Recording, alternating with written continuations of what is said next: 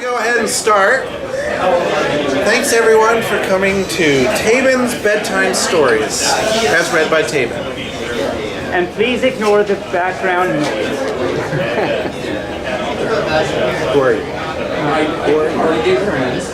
Oh, right, yeah. So yes, Oh no! oh no, Oh no! Not the pupper? no, no. So yes, thank you for joining us for Taebyn Bedtime Story. I'm Taebyn. I'm a pup. That's Andy. Yay, Andy! Andy! And I have 3 little stories I'd like to read to you tonight. To hopefully make your night nice and sleepy and fun. And they have good stories and morals and messages in them too. So I hope you like it very well. So let's start, shall we? We shall. We shall. Okay. Let's start with The Wee Little Woman. Can everyone hear? Yeah. Okay. Everyone can hear. Everyone perfect. I don't have a mic. I don't have a mic. The Wee Little Woman.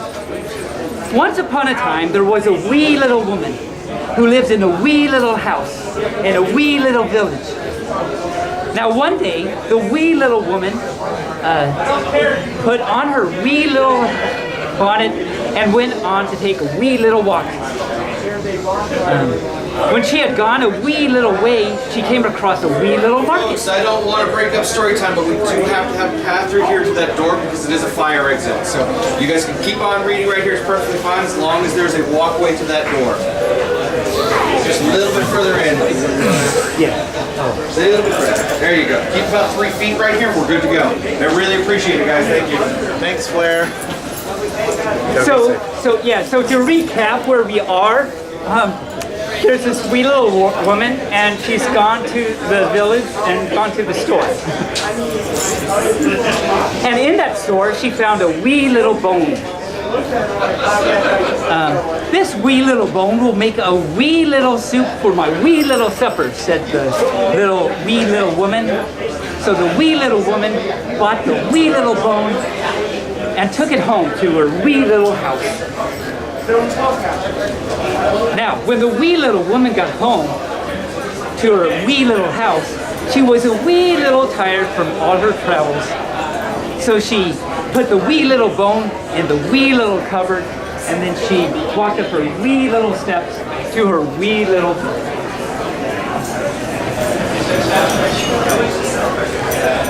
When this wee little woman had been asleep a wee little time, she was awakened by a wee little voice from a wee little cupboard, which said, "Give me the bone." The wee little woman was a wee little frightened, so she hid her wee little head in her wee little bed under her wee little covers. And when she had been asleep again a wee little bit of time, the wee little woman cried out from the wee little a wee little voice cried out from the wee little cupboard and said in a wee little stronger voice, "Give me my bone." This made the wee little woman a wee little bit more frightened. So she hid her wee little head under her wee little cupboard and fell asleep again. And when the wee little woman had been asleep again a wee little time, the wee little voice from the wee little cupboard said in a wee little voice, a bit louder, "Give me my bone." That wasn't a wee little voice.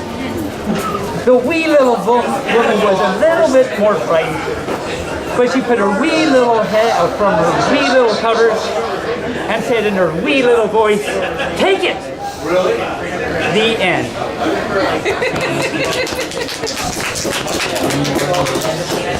Any ideas what the moral to that story might be? Yes. Say again? Can I tell a really quick story to you guys? A wee story to you guys? A wee story? Yeah. It's a wee story.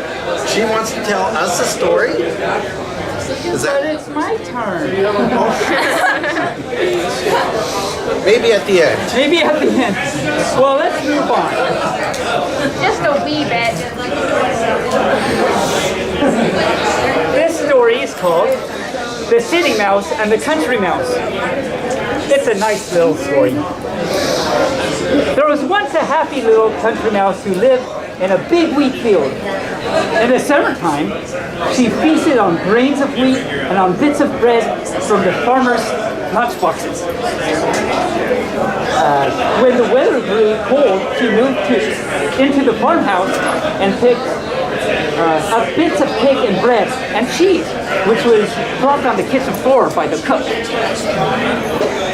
These she stored away in her little mouse hole in the attic until she had a good supply laid out for the winter.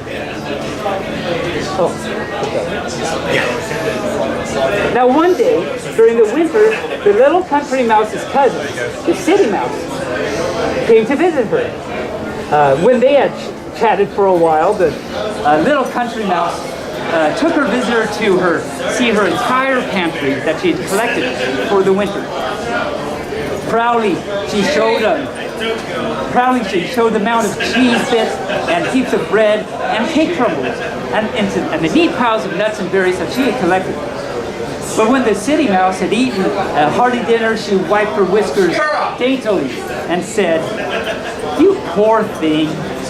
So this is the way you live on leftovers dried up in your attic? Come with me to the city and I will show you a real feast."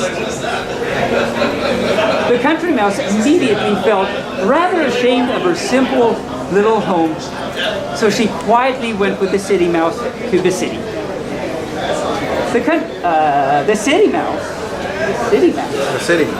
mouse led the way into a huge brick home, went up a great staircase and into a dining room. Great dining room. The rich people who lived in the big house with the city mouse were just having dinner, so the two little mice hid behind the door. "Keep very still," said the city mouse. "When they leave the table, we can have all the food that is left."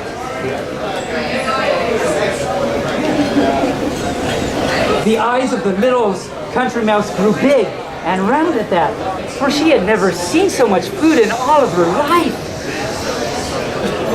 So she sat very still, and then when this dinner was over, with a scuffling of feet and scraping of chairs, the big people left the table. "Come on," squeaked the city mouse, peeking cautiously to the right and to the left. She led the way across the room and up the chair and onto the table. The country mouse took a long look around her at the table still crowded high with good things, and she sighed a deep, happy sigh. "This is wonderful," she said, taking a big bite of the beautiful cheese. "Beautiful cheese. You just live like a prince." She had scarcely finished squeaking when, with a snarl, a cat pounced upon the table. After her came the cook, waving a big spoon. "Oh no!" And then into the room bounded two big dogs, barking ferociously. You're a pup. I'm a pup, though. It wasn't me. I wouldn't do this. No. Then there was a terrible row. In the midst of the row, the two mice skittered down on the floor and dodged into a humble hole. "We'll wait until all is quiet and go back for some more," said the city mouse. But her country cousin shook her head and said, "We'll wait until it's quiet again, and then I'll go home as fast as I can. You're welcome to all this fine food that you can get, my friend. As for me, I prefer my dry nuts and bread in the peaceful country." In the end.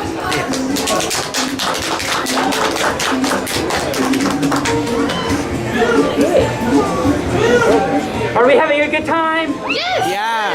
But don't get too excited because it's supposed to be bedtime. So yay. Yay! Yay. But yeah. Well, I have one more story for you. It's a short one, but it's a good one. Probably all heard it. And it has a really good moral and story to it. It's called The Lion and the Mouse.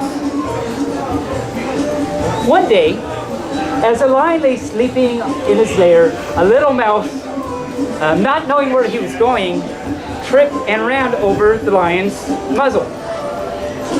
Well, nose, but okay. With a roar, the lion awoke and clapped his paw down on the tiny creature.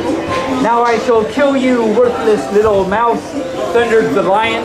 Now that's great for bedtime, right? "Oh, good sir," squeaked the frightened little mouse, "I meant you no harm. I assure you, nothing was further from my thoughts than to disturb your majesty. Please spare my life, for I am not even worthy of your attention." The lion, smiling at his prisoner's fright, lifted his paw and watched the mouse scurry away. That's nice. That was nice. Months later, the lion was ranging the woods, stalking his prey, when he fell into a cunning trap made of ropes, placed there by hunters. "I can never escape," thought the unhappy lion, threshing about hopelessly. "Oh, woe is me," says the lion. And he let out a huge roar that filled the jungle with its echo. The little mouse, scampering about his own little business, recognized the voice of the lion who had spared his life and ran to the spot. Without wasting a moment, the mouse was set to work nibbling at the ropes and set the lion free. And before the hunters came to inspect the trap, the lion was gone. "I thank you, good mouse," said the lion.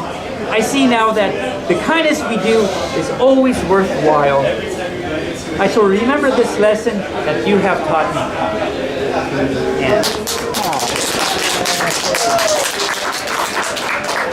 And I think that last one really captures the whole idea of what we're here to do in this great, great community of ours. So thank you so much for attending our little time together. I'll be here tomorrow if you would like to hear some more. Other than that, enjoy the rest of your night, and I hope you have a great, sleepy, good time. Good night, Taebyn. Good night. Good Bye. night. Bye. Thanks for coming. Thanks for coming.